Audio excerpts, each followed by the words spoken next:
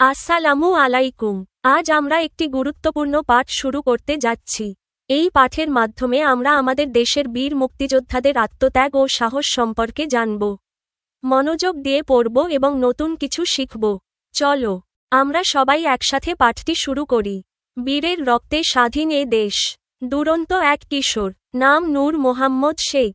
বাবা মায়ের একমাত্র সন্তান। নাটক, থিয়েটার আর গানের প্রতি তার প্রবল অনুরাগ। কিশোর বয়সে হঠাৎ করে তার বাবা মা মারা গেলেন। বদলে গেল তার জীবন। যোগ দিলেন ইপিআরএ অর্থাৎ ইস্ট পাকিস্তান রাইফেলসে। 1971 সালে তিনি মুক্তিযুদ্ধে অংশগ্রহণ করেন। 1971 সালের 5ই সেপ্টেম্বর যশোরের ছুটিপুরে পাকিস্তানি সৈন্যদের ক্যাম্প। একটু দূরে গোয়ালহাটি গ্রামে টহল দিচ্ছিলেন 5 মুক্তিযোদ্ধা। এদেরই নেতৃত্বে ছিলেন ল্যান্সনায়েক নূর মোহাম্মদ শেখ। পাকিস্তানি সেনারা টের পেয়ে যায় মুক্তিযোদ্ধাদের অবস্থান।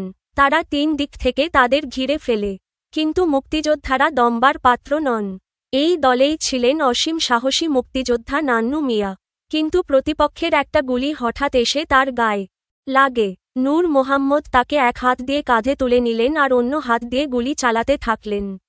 বারবার নিজের অবস্থান পরিবর্তন করতে থাকলেন যাতে শত্রুরা মনে করে অনেক মুক্তিযোদ্ধা যুদ্ধ করছেন। সংখ্যায় কম বলে তিনি সহযোদ্ধাদের নির্দেশ দিলেন পিছিয়ে গিয়ে অবস্থান নিতে। হঠাৎ মর্টারের একটা গোলা এসে তার পায়ে লাগল। গোলার আঘাতে চূর্ণ বিচূর্ণ হয়ে গেল তার পা। তিনি বুঝতে পারলেন তার মৃত্যু আসন্ন। সহযোদ্ধাদের জীবন রক্ষার জন্য যতক্ষণ সম্ভব গুলি চালাতে চালাতে তিনি শহীদ হলেন। নিজের জীবনকে তুচ্ছ করে নূর মোহাম্মদ শেখ এভাবেই রক্ষা করেছিলেন মুক্তিযোদ্ধাদের জীবন। তার জন্ম 1936 সালের 26শে ফেব্রুয়ারি নড়াইলের মহিষখোলা গ্রামে।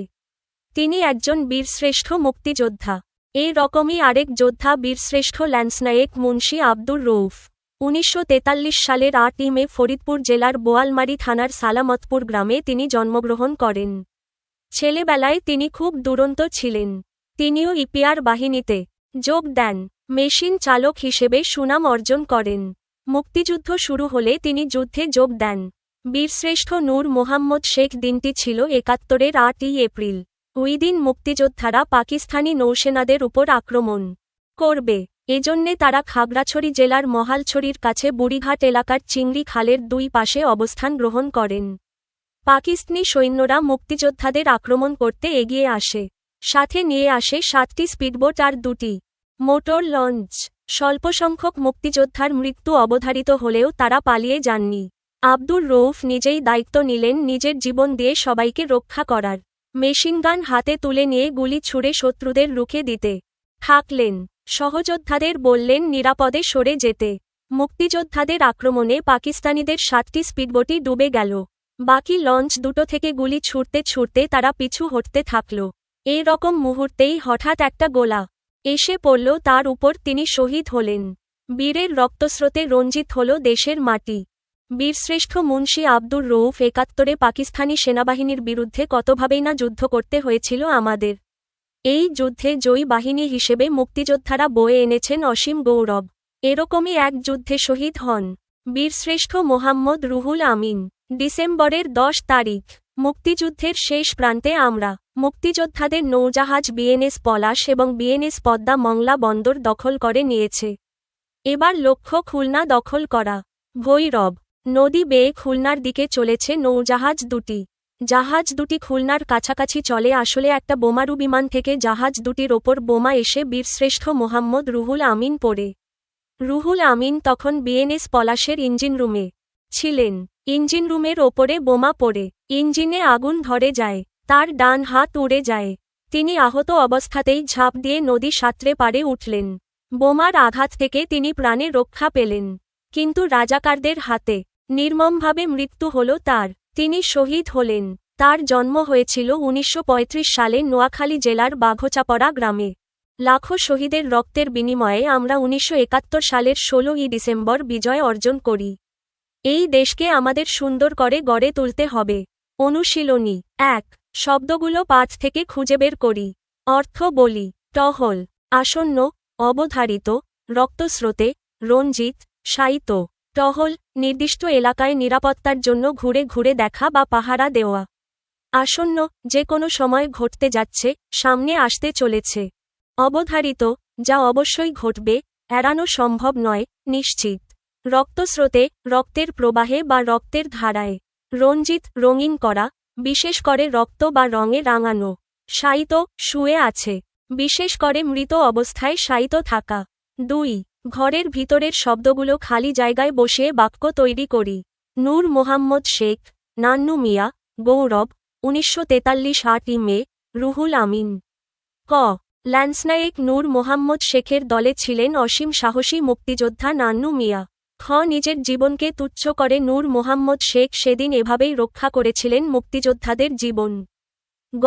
ল্যান্সনায়েক মুন্সি আব্দুর রউফ 1943 মে সালে ফরিদপুর জেলার বোয়ালমারী থানার সালামতপুর গ্রামে জন্মগ্রহণ করেন। ঘ. এই যুদ্ধে জয়ী বাহিনী হিসেবে মুক্তিযোদ্ধারা বয়ে এনেছেন অসীম গৌরব।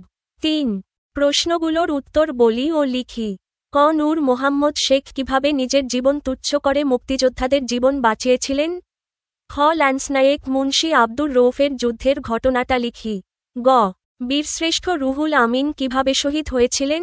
ঘ. পাঠ থেকে মুক্তিযুদ্ধের বীরযোদ্ধাদের সম্পর্কে জেনেছি তা নিজের ভাষায় লিখি। ক. নূর মোহাম্মদ শেখ কিভাবে নিজের জীবন তুচ্ছ করে মুক্তিযোদ্ধাদের জীবন বাঁচিয়েছিলেন? উত্তর. নূর মোহাম্মদ শেখ গুলিবিদ্ধ নান্নু মিয়াকে এক হাতে কাঁধে তুলে নেন এবং অন্য হাতে গুলি চালাতে থাকেন। তিনি বারবার নিজের অবস্থান পরিবর্তন করে শত্রুদের বিভ্রান্ত করেন এবং সহযোদ্ধাদের পেছনে সরিয়ে নিরাপদ অবস্থান নিতে বলেন।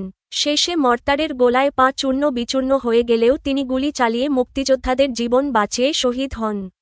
খ. ল্যান্সনায়েক মুন্সি আব্দুর রউফের যুদ্ধের ঘটনাটা লিখি। উত্তর. ৭১-এর ৮ই এপ্রিল খাগড়াছড়ির মহালছড়ির চিংড়ি খালে পাকিস্তানি সৈন্যরা 7টি স্পিডবোট ও 2টি লঞ্চ নিয়ে মুক্তিযোদ্ধাদের আক্রমণ করে।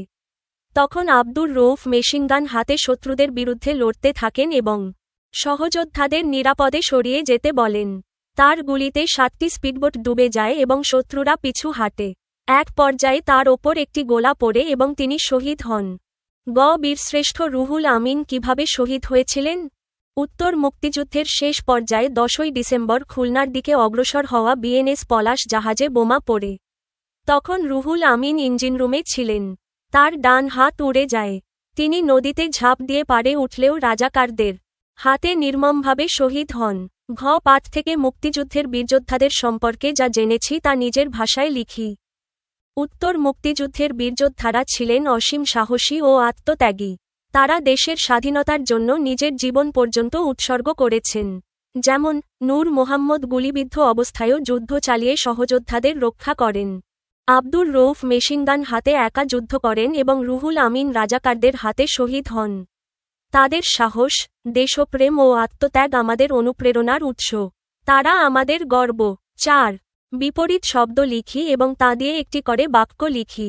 1. দুরন্ত ডান দিকে পয়েন্ট করা তীর শান্ত বাক্য, শান্ত ছেলেটি মনোযোগ দিয়ে পড়াশোনা করে। 2. অসীম ডান দিকে পয়েন্ট করা তীর সীমিত বাক্য, আমাদের জ্ঞান সীমিত হলেও আমরা চেষ্টা করে তা বাড়াতে পারি। 3. সুনাম ডান দিকে পয়েন্ট করা তীর দুর্নাম বাক্য, ভালো কাজ করলে মানুষের সুনাম হয়। 4.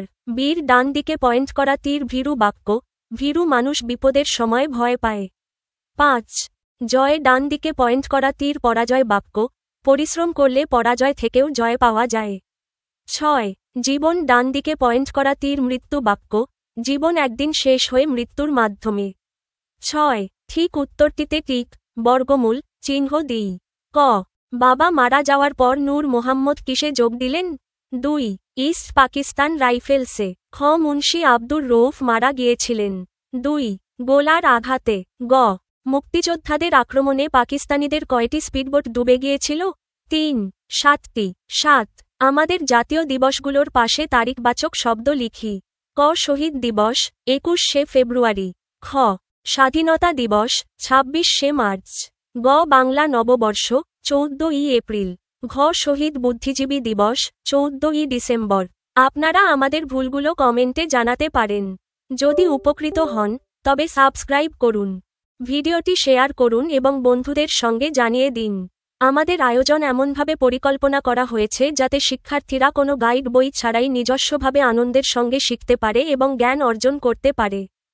ধন্যবাদ।